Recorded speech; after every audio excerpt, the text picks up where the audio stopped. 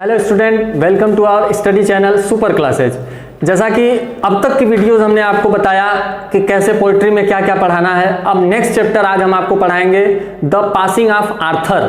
Arthur नाम का एक राजा था, उसी के मरने के वक्त की कहानी है। मर गया तब उसी पे ये कहानी बनाई गई है और उसी को कविता के माध्यम से अल्फ्रेड एल टेनिसन ने लिखा है। अब ये बहुत साधारण सी कविता है, इसको जानने के लिए बहुत ज़्यादा दिमाग लगाने की ज़रूरत नहीं है। जब मैं पढ़ाने में दिमाग नहीं लगाया तो आपको समझने में दिमाग लगाने की क्या ज़रूरत है। इसलिए साधारण रूप में इसको पढ़ा रहे हैं। अब सबसे पहले अबाउट द पोएट, उसके बाद about the poem.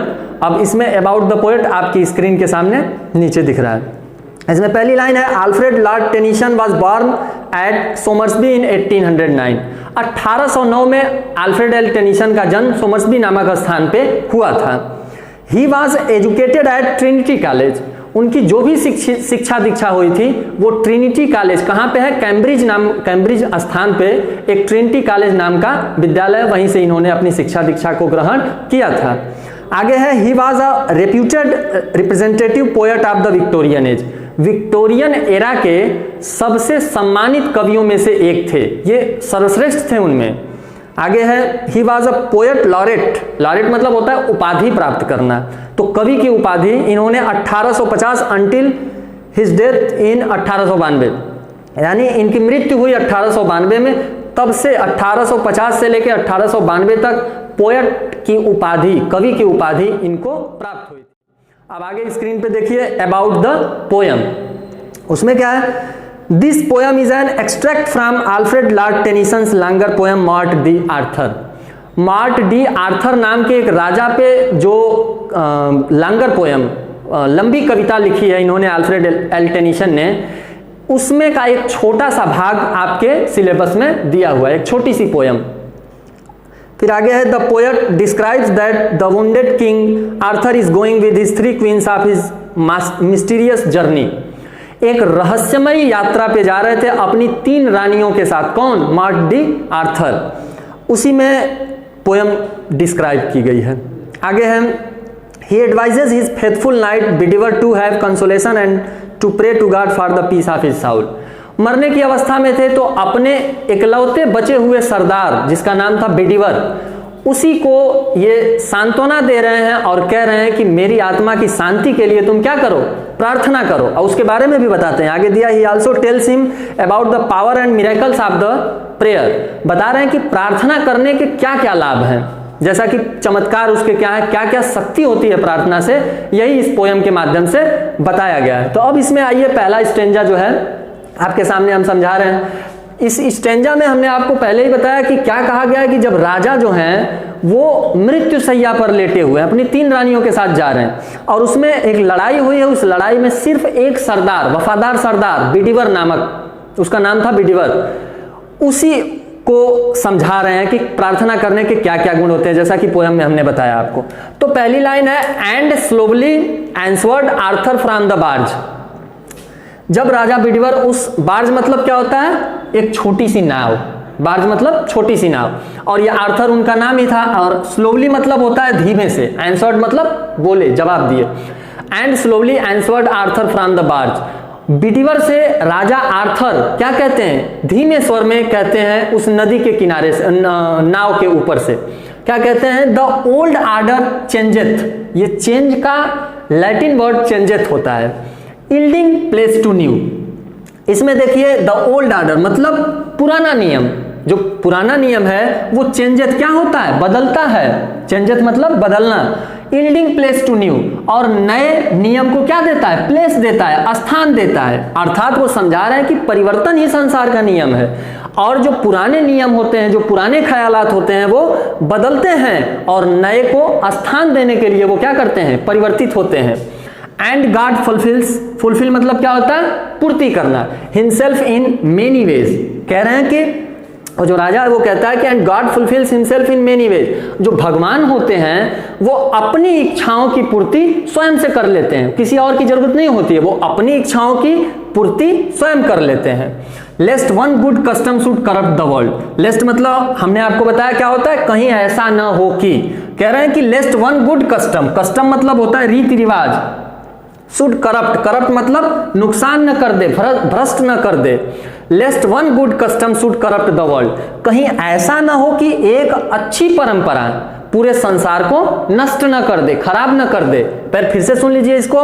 And slowly answered Arthur from the barge, छोटी सी नाव से राजा आर्थर जो हैं वो धीरे धीरे स्वर में कहते हैं, क्या कहते हैं कि the old order changes yielding place to new, जो नए नियम होते हैं वो बदलते रहते हैं, पुराने नियम बदलते रहते हैं और नए नियमों को स्थान देने के लिए बदलते हैं। And God fulfils himself in many ways, और जो भगवान है वो अपनी इच्छाओं की पूर्ति क्या करते हैं, स्वयं कर लेते हैं। Lest one good custom should corrupt the world, कह रहे हैं कि जो कहीं ऐसा ना हो कि एक अच्छी परंपरा पूरे संसार को क्या कर दे, नष्ट ना कर दे।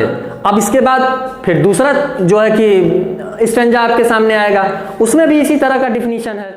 अब ये दूसरा स्टेंजा आपके सामने है। जैसा कि पहला स्टेंजा हमने आपको पढ़ाया, उसमें बताया कि बिडिवर जो है वो अपने सूरवीर योद्धा से क्या क्या बातें कह रहा है कि मेरे मरने के बाद क्या क्या करना वगैरह वगैरह। तो अब सेकंड स्टेंजा में देखिए क्या कह रहा है। Comfort thyself what comfort is in me, कह रहा है कि अब तुम स्वयं को सांत्वना दो। अब मैंने तो अपने आप सांत्वना ले ली है, व्हाट कंफर्ट इज इन मी, जो कुछ भी मेरे अंदर सांत्वना हो सकती है उस सांत्वना को मैंने प्राप्त कर लिया है, अब तुम स्वयं को सांत्वना दो। फिर आगे क्या कहता है, आई हैव लिव्ड माई लाइफ, जो कुछ भी जीवन, लाइफ मतलब जीवन, जो जीवन मुझे जीना था वो तो मैं जी चुका। And that which I have done, कह रहा है कि और जो कुछ भी मुझे करना था वो मैं कर चुका। कह रहा है कि and that which I have done, जो कुछ मुझे करना था वो मैंने कर चुका। फिर कह रहा है मे ही यहां पे जो शब्द आया है ये गॉड के लिए आया है। कह रहा है कि may he within himself make pure, इसका मतलब है कि जो कुछ भी कार्य मैंने किए हैं उन कार्यों को भगवान दोष मुक्त कर दे, यही भगवान से मेरी प्रार्थना है। कह रहा है कि जो कुछ मुझे करना था वो मैं कर चुका हूं, अब इन कार्यों को भगवान दोष मुक्त कर दे, यही मैं चाहता हूं। बट दाऊ, लेकिन तुम, if that shouldst never see my face again, face का मतलब होता है चेहरा और सी माने देखना। कह रहा है कि यदि तुम दोबारा मेरा चेहरा न देख पाओ, अर्थात मैं क्या हो जाऊं, मर जाऊं, यद्यपि अगर तुम दोबारा मेरा चेहरा देख न पाओ तो करोगे क्या तुम, प्रे फॉर माई साउल, मेरी आत्मा की शांति के लिए प्रार्थना करना। क्या करना, प्रार्थना करना, मेरी आत्मा की संतुष्टि के लिए तुम क्या करोगे, प्रार्थना करोगे।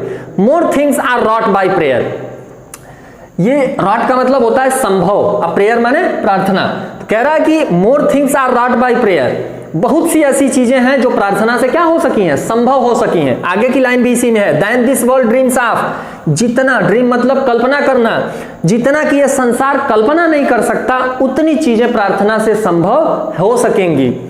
Wherefore let thy voice rise like a fountain for me night and day, कह रहा है कि यद्यपि तुम्हारी आवाज, मतलब वॉइस मतलब आवाज होती है, लेकिन तुम्हारी जो प्रार्थना है वो मेरे लिए इसी प्रकार होनी चाहिए। कैसे, जैसे कि फाउंटेन मतलब होता है फव्वारा, कह रहा है कि जिस प्रकार एक फव्वारा निरंतर चलता रहता है उसी प्रकार तुम अपनी प्रार्थना जारी रखना। फिर से एक बार रिवाइज कर देते हैं, comfort thyself what comfort is in मी।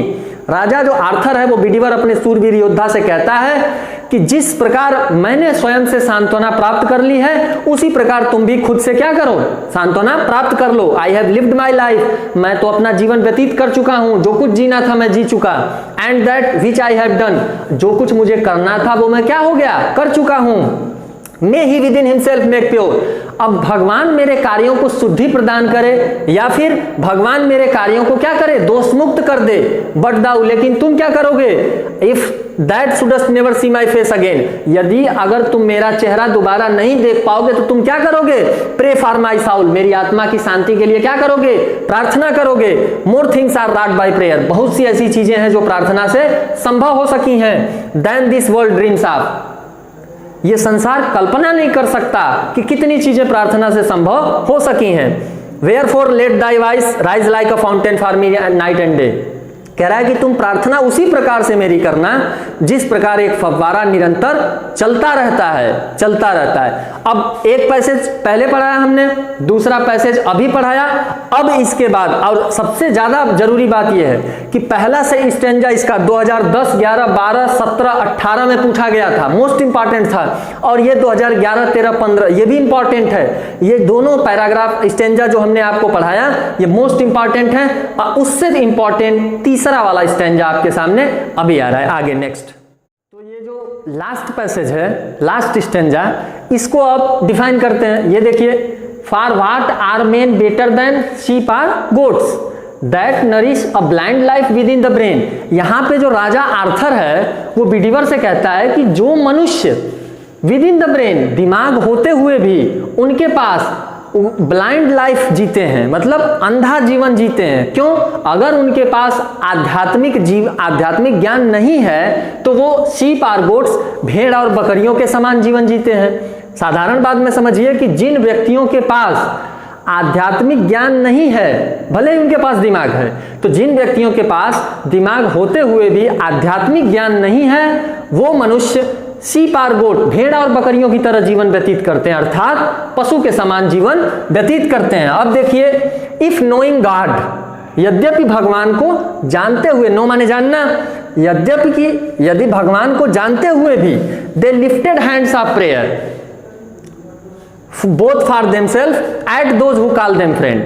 जिन व्यक्तियों के पास ये जानकारी है कि भगवान इस संसार में विद्यमान है, वो सब कुछ जानता है, अगर वो अपने लिए देमसेल्फ मतलब अपने लिए, and those who call them friend, और जिनको वो मित्र समझते हैं, यानी जो व्यक्ति भगवान को जानते हुए अपने लिए और अपने मित्रों के लिए प्रार्थना नहीं करता है वो भी पशु के समान है।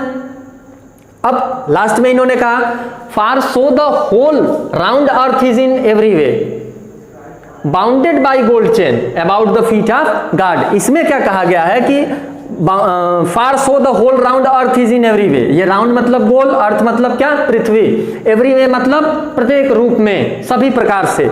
सो the whole round earth is in every way, bounded मतलब बंधा हुआ, गोल्ड चेन मतलब प्रेम के रिश्ते में, about the feet of God मतलब भगवान से। अब साधारण देखिए, मैंने आपको पहले भी बताया था कि एक्सप्लेनेशन यानी इसका हिंदी अर्थ जानने के लिए सेंटेंस को पूरी तरह से तोड़ दीजिए। जब एक्सपांड कर देंगे तो क्या होगा, आपको एक एक वर्ड मीनिंग समझ में आ जाएगी।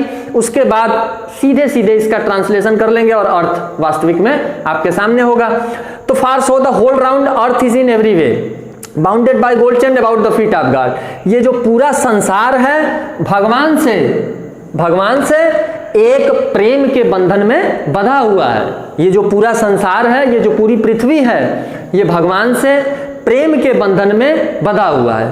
आगे बट नाउ फेयरवेल, इसलिए भगवान की प्रार्थना करना अत्यंत लाभकारी एवं प्रभावकारी है। फिर से एक बार ध्यान दे लीजिए, for what are men better than sheep or goats that nourish a blind life within the brain. जिन मनुष्यों के पास दिमाग होते हुए भी आध्यात्मिक ज्ञान नहीं है वो पशुओं के समान जीवन व्यतीत करते हैं। आगे है, if knowing God they lift hand of prayer both for themselves and those who call them friend. जो मनुष्य ये जानकारी रखता है कि भगवान इस संसार में विद्यमान है, वो मनुष्य अपने लिए और दूसरों के लिए, जो मित्र हैं उनके, अपने लिए और अपने मित्रों के लिए अगर प्रार्थना नहीं करता है तो वो भी पशु के समान है। आगे की लाइन में, far so the whole round earth is in every way bounded by gold chain about the feet of God. ये जो पूरा संसार है ये भगवान से एक प्रेम के बंधन में बंधा हुआ है। बट नाउ फेयरवेल, इसलिए भगवान की प्रार्थना करना अत्यंत लाभकारी एवं प्रभावकारी है। अब साधारण सी बात देखिए कि इस पूरे चैप्टर की सेंट्रल आइडिया और एक्सप्लेनेशन नेक्स्ट वीडियो में हम आपको देंगे। और अगर कोई चीज आपको इस पूरे स्टैंजा में या कोई भी वीडियो हो उसमें अगर समझ में ना आए तो प्लीज कमेंट करिए। उस चीज को कमेंट करेंगे तो हम उसमें आपको जवाब दे देंगे जितना मेरा नॉलेज है। और इसके बाद एक चीज और कि अगर वीडियो पसंद आए तो इसको लाइक, शेयर और सब्सक्राइब जरूर करिए। Okay, thank you.